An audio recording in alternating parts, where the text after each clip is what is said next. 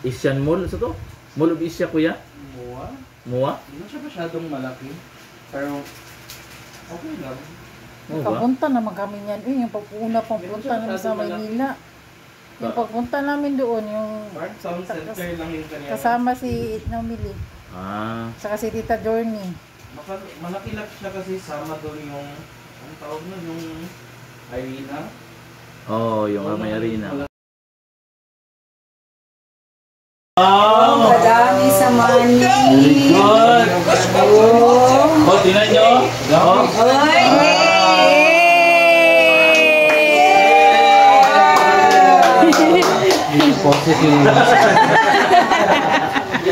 Ay, wala mo pala ito sa ubos? How the flip? Ito ba talaga ang gusto namin ang cake? Marami ng pira si Kuya Kay.